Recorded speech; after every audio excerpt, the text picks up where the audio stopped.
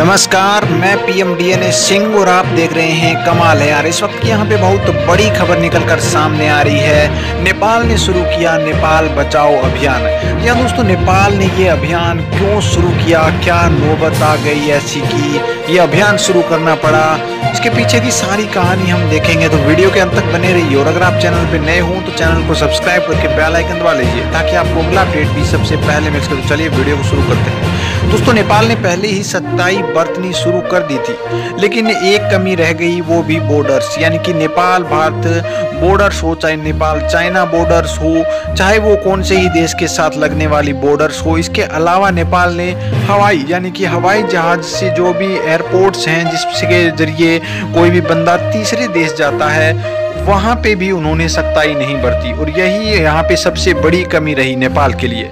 इसके कारण यहाँ पे कोविड-19 संक्रमण जो कि 100 लोग आते थे प्रतिदिन, वो धीरे धीरे कर आज कंडीशन इतनी ज़्यादा खराब हो गई कि 10,000 से लोग ऊपर आने लगे।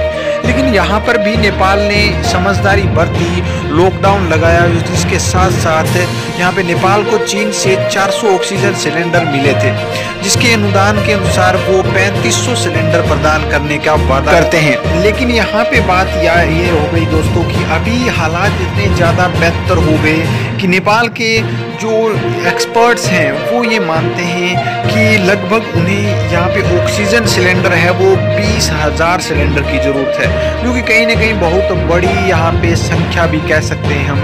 इतनी संख्या में यहाँ पे ऑक्सीजन की पूर्ति करना और इसके अलावा बहुत से काम रह जाते हैं कोरोना से निपटने के लिए। यानी कि कोरोना से निपटने के लिए लॉकडाउन को एकदम व्यवस्थित तरीके से चलाना, इसके अलावा लोगों के लिए जो लोग यहाँ पे भूखे हैं, जो जिन्हें खाना नहीं मिल रहा, उनको प्रोवाइड करवाना खाना, या फिर जो लोग जिन लोगों को मास्क की ज़रूरी है उनको मास्क प्रोवाइड करवाना, या फिर वैक्सीन प्रोवाइड करवाना। ये सारी चीज़ें यहाँ पे इतनी ज़्यादा कम हैं कि कहीं ना कहीं मुसीबत का समय है। और इसी को देखते हुए यहाँ पे नेपाल का जो गहरता हुआ वायरस का संकट है, अब यहाँ पे विश्व समुदाय ने इस पर ध्यान दिया है। बुधवार को यहाँ पे संयुक्त राष्ट्र राज्य कांग्रेस है, उन्होंने कई सदस्यों से नेपाल के साथ बातचीत करने को कहा।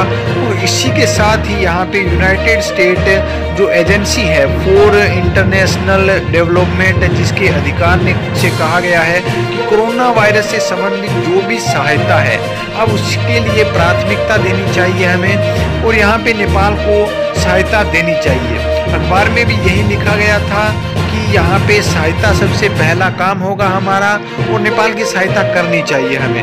इसके अलावा दोस्तों, जो चीन है, भारत है, या फिर जो भी यूरोपियन कंट्रीज़ हैं जो यहाँ पे पहले भी नेपाल की सहायता करती आई हैं, उन लोगों ने भी कहा है कि नेपाल की सहायता अब करनी ही पड़ेगी, वरना यहाँ पे कहीं हालात और ज़्यादा जो है वो खराब ना हो जाए। जो यहाँ पे कोविड-19 बढ़ रहा है, महामारी बढ़ रही है, वहाँ पे पहले ही भारत के जो नेपाल के स्वास्थ्य प्रणाली है वो प्रभावित हो चुकी है। वो इतनी ज़्यादा प्रभावित हो चुकी है कि अस्पतालों में ऑक्सीजन हो, चाहे बिस्तर हो, चाहे वेंटिलेटर हो, सभी की कमी का हवाला आ चुका है। यानी कि प्रत्येक देश यही मानते हैं। जिस प्रकार से नेपाल ने गुहार लगाई है कि हमें सहायता दीजिए, इसी की यहाँ पे विश्लेषण करते हुए जो यूनाइटेड स्टेट ऑफ किंगडम, जिसमें यहाँ पे डेवलपमेंट है, ह्यूमन डेवलपमेंट, उनका कहना है कि मुझे संकट दिखाई दे रहा है, अंतर्राष्ट्रीय समर्थन के लिए नेपाल की सहायता करनी चाहिए, और इस सहायता का अधिकांश भाग दाता पक्ष की ओर से होना चाहिए, क्योंकि मैं महसूस कर सकता हूं कि नेपाल का हमें समर्थन करना चाहिए, और नेपाल अभी जिस दौर से गुजर रहा है उससे निकालना चाहिए उन्हें। तो कहीं ना कहीं इस डेवलपमेंट एजेंसी का भी बहुत बड़ा सहयोग रहने वाला है दोस्तों।